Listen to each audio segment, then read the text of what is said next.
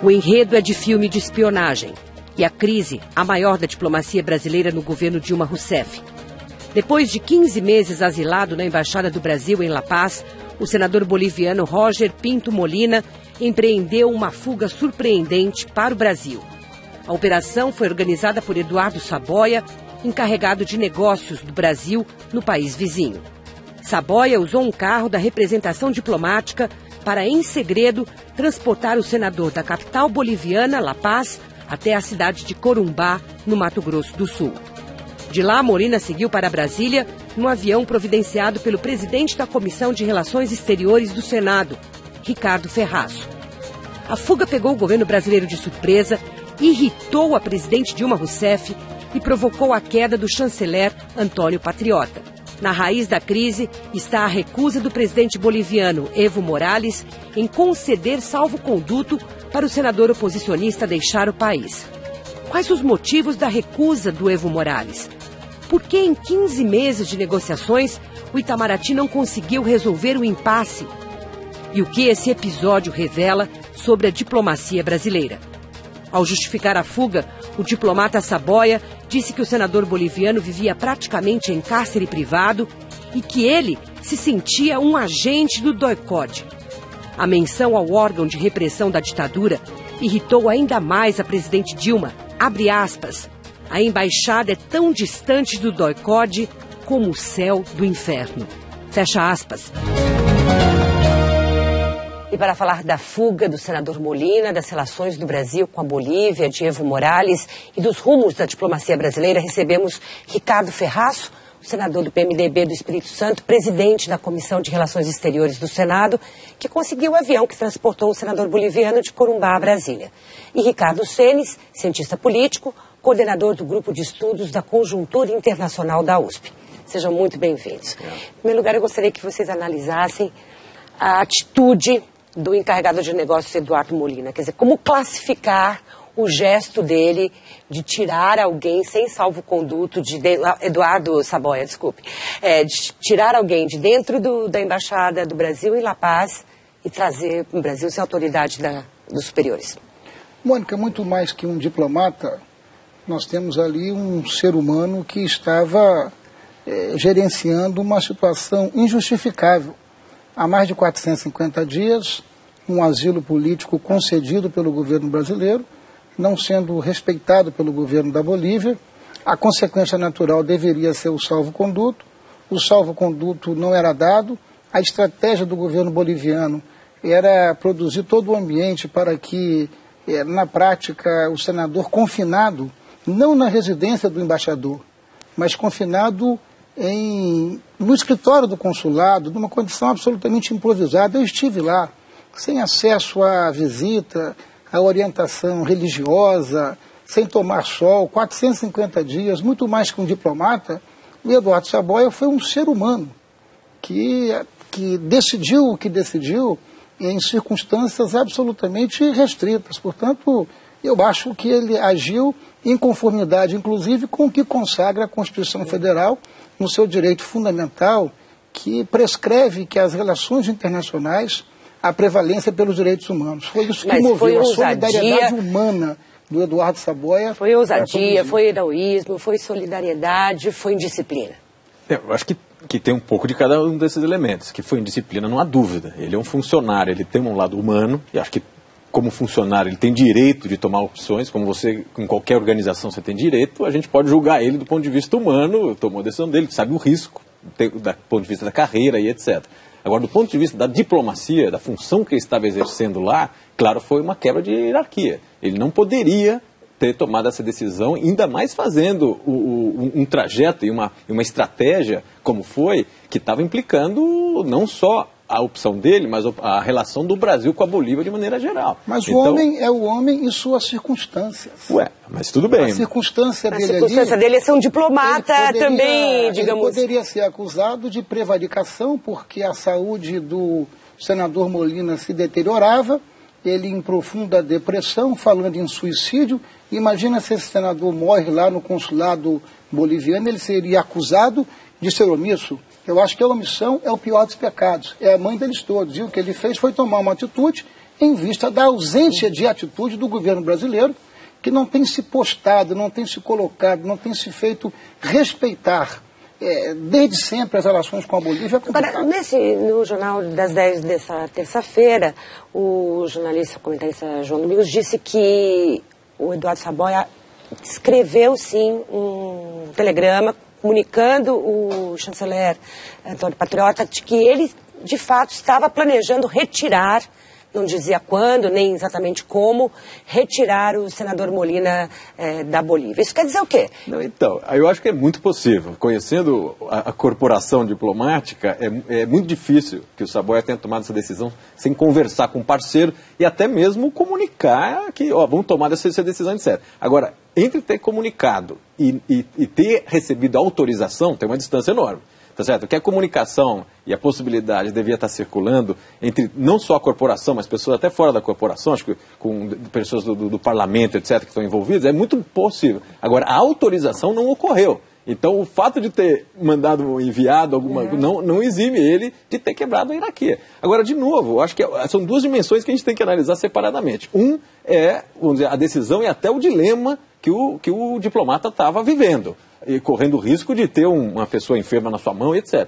Isso é uma coisa, uma dimensão que a gente pode julgar. Agora, a outra é como que porque a gente tem que lembrar que esse é um precedente que está se repetindo, que pode se repetir para frente, e tem alguns precedentes, no caso do presidente Zelaya de Honduras, que se asilou por 4 meses dentro da Embaixada Brasileira e que entrou escondido ao país. Depois tem a questão que fez lá um quartel-general da propaganda dele. Na verdade, eu acho que o que está acontecendo é o seguinte: o Brasil não está tendo uma postura muito clara com relação a esse tipo de ação e está depois tendo que reagir a posteriori a situações que ele está sendo desafiado. Então, eu acho que tem, no fundo disso tudo, independente da postura específica do diplomata, o Brasil está dando margem para ser chantageado por situações dos quais ele não, como país dominante na região, deveria ao contrário, estar nativa. Eu concordo com o Ricardo, porque a queda do ministro Patriota revela que temos problemas, que temos movimentos na diplomacia brasileira bastante ambíguos. Aliás, só o que ele pode ter respondido? O senhor tem informação sobre o que ele teria respondido a esse telegrama do... O problema todo foi a indiferença da diplomacia brasileira, do Itamaraty e do governo para com esse episódio. Esse tema não foi tratado pelo governo brasileiro de maneira prioritária, como se fosse comum um asilado político, porque, veja, Mônica, o governo brasileiro não era obrigado a conceder asilo político. Concedeu asilo político após investigar que ele era um perseguido político. E o salvo-conduto é uma consequência natural, inclusive nas relações diplomáticas de países amigos. Não se sabe por que a Bolívia não concedeu o salvo-conduto 450 dias depois. Não é semelhante à situação do Jules Assange na Embaixada do Equador, na Grã-Bretanha? É exatamente a mesma coisa, então, mas isso é exceção. Porque, na prática, o estatuto, o protocolo de relação entre os países estabelece que a concessão do asilo é uma decisão de soberania nacional. Inclusive, na reunião da cúpula de Montevidéu, agora, no episódio do Snowden, em que Bolívia, Venezuela e Equador sinalizavam o asilo político ao Snowden, foi tirada uma nota em Montevidéu de que asilo político é uma decisão da soberania e o país amigo precisa respeitar.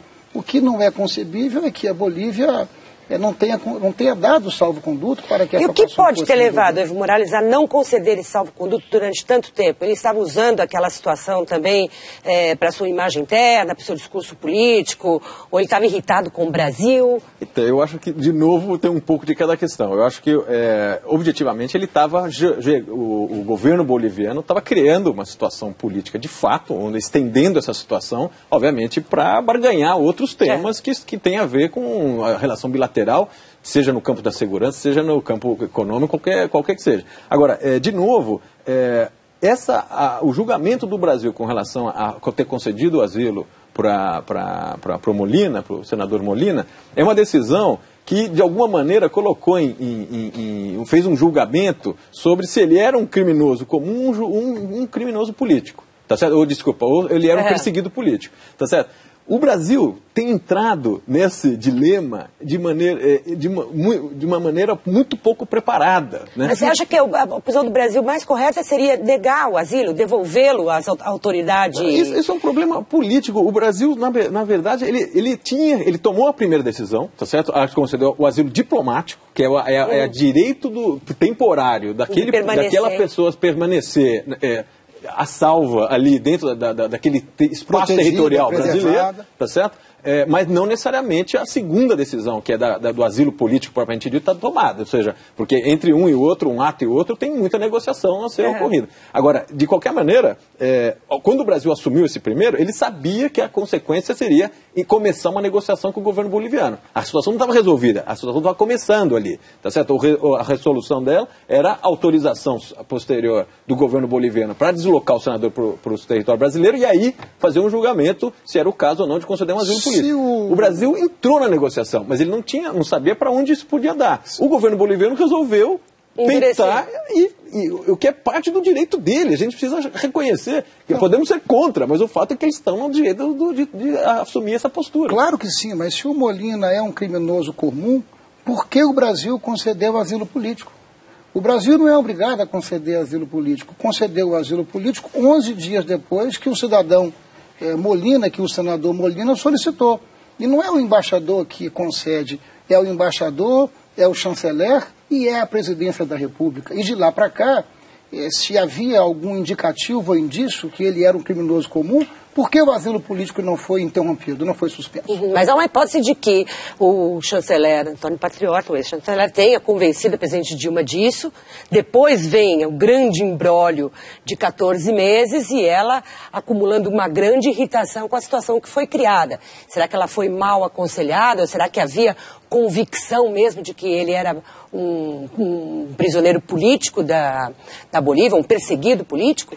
Veja, Mônica, desde que o senhor está convencido? Eu estou convencido que o governo brasileiro, ao conceder o asilo político, tenha feito as investigações e tenha chegado a essa conclusão. Mas foram 10 dias entre o pedido de asilo e a concessão. Não dá tempo de fazer uma grande investigação. A concessão, Mônica, de um asilo político não pode ser um ato de improvisação. É um ato extremamente complexo, sério. E as relações nossas com a Bolívia são complexas, porque a primeira decisão do Evo Morales, quando assumiu o governo, foi invadir um patrimônio brasileiro, uma refinaria da Petrobras, de maneira tosca. Óbvio que existia uma legislação falando em nacionalização dos recursos naturais, mas precisava ser desse jeito. A impressão que me dá é que bater no Brasil, é que afrontar o Brasil na Bolívia, é dar voto para o Evo Morales. E por isso ele toma atitudes como essas, que são bravatas, para que isso possa repercutir, porque o nosso país na Bolívia é visto como império. E nós temos relações complexas desde o Barão do Rio Branco, que é a questão do Acre. Mas, de toda forma, digamos, a Bolívia perdeu o seu troféu político, que era esse senador de oposição, líder, mas ele conseguiu derrubar um chanceler no Brasil, tirar de lá o embaixador Marcel Beato, que agora ia ser transferido para a Suécia, e a presidente Dilma anulou a sua decisão, e vai pôr certamente o Eduardo Saboia no departamento das prateleiras lá do Itamaraty. Não há um desequilíbrio entre poder e importância desses países? Eu acho que está faltando políticas de Estado e não políticas de governo.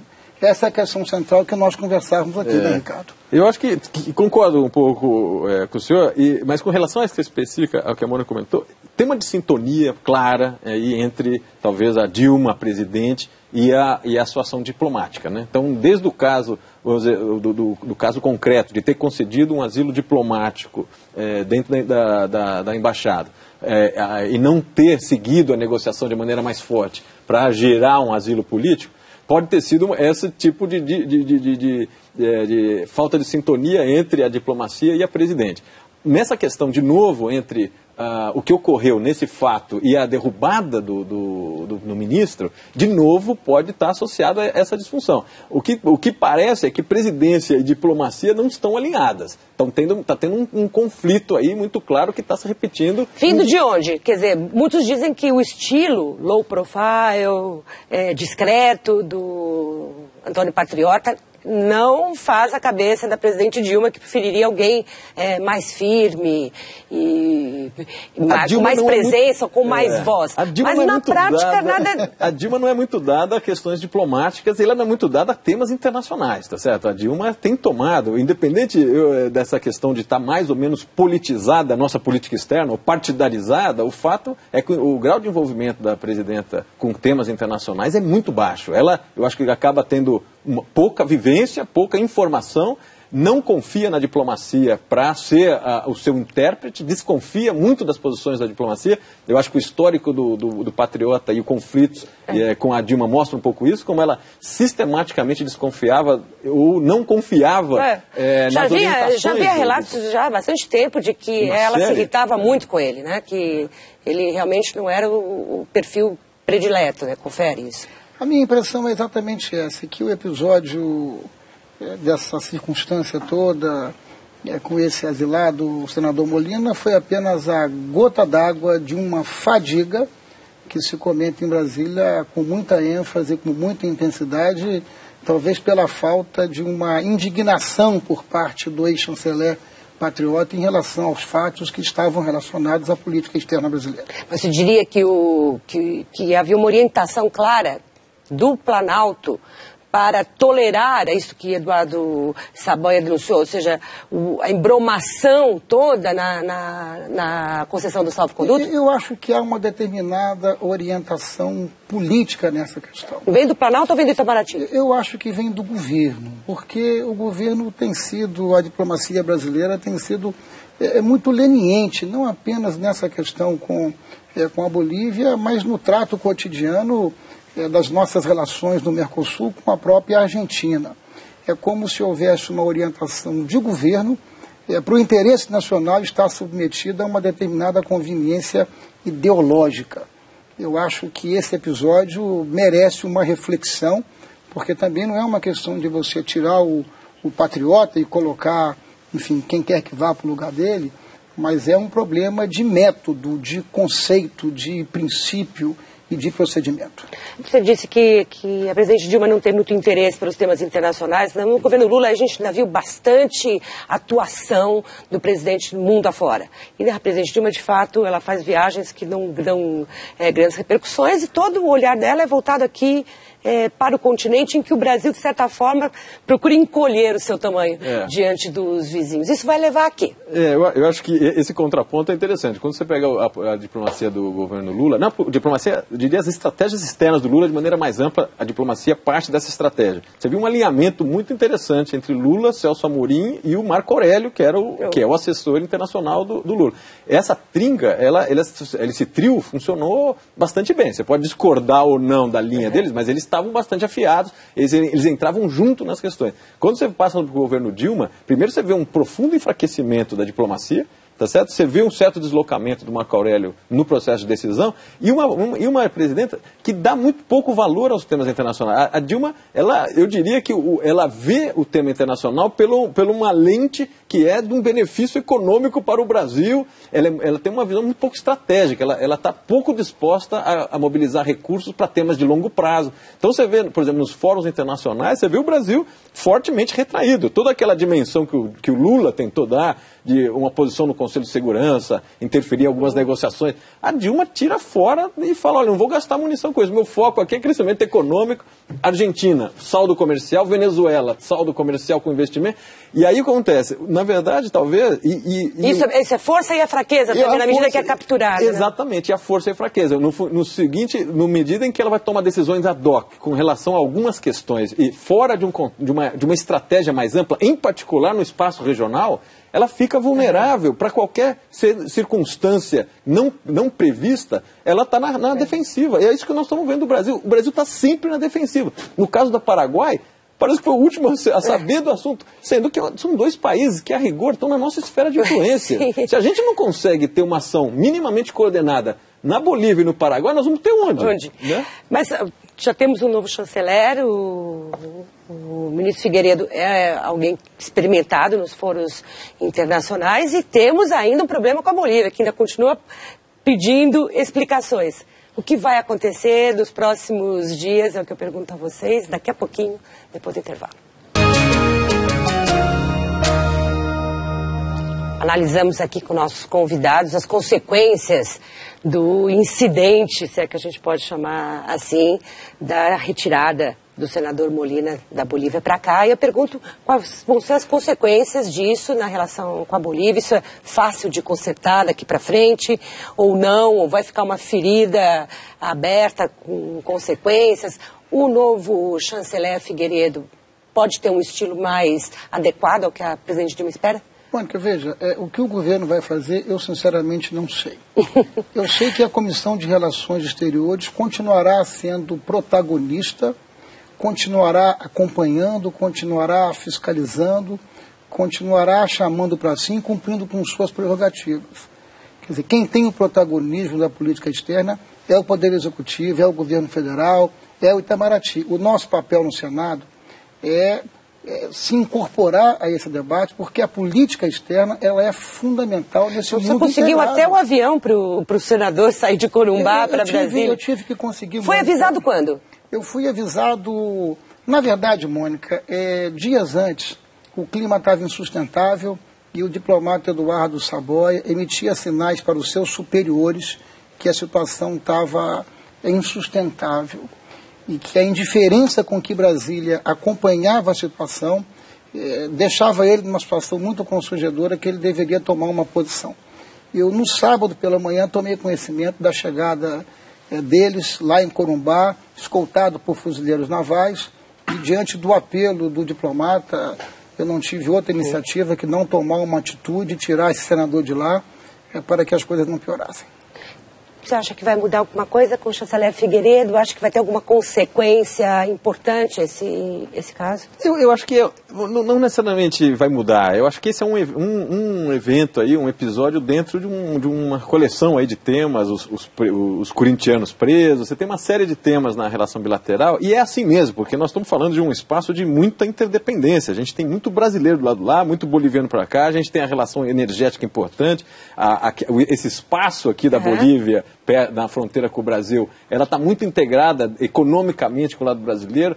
Tem o problema da muita cooperação, crescente cooperação na questão de drogas, segurança, etc. Ou seja, a agenda é muito complexa, como tem que ser mesmo com um país vizinho interdependente. Esse episódio vai ser, já foi, acho que, digerido pelo governo Evo Morales, vai ter um pouco ainda de show aí, de mídia, etc. Mas ele está superado, não vai impactar a relação bilateral, porque, de fato, é uma relação que tem muito mais tema na agenda do que especificamente esse episódio. Então, eu não creio que a chegada do novo ministro vai alterar um pouco essa dinâmica, né? Porque, no fundo, quem dá o tom desse processo é a própria Dilma, não está na mão da diplomacia. Mas eu queria aproveitar aqui e elogiar, porque no sentido, independente de concordar ou não com a atitude do senador, o fato do legislativo estar entrando fortemente nesse tipo de questão, eu só posso ver como questão positiva. Né? A Comissão de Relações Externas do Senado entrar, acompanhar, julgar e etc. É isso a democracia no Brasil tem a ganhar.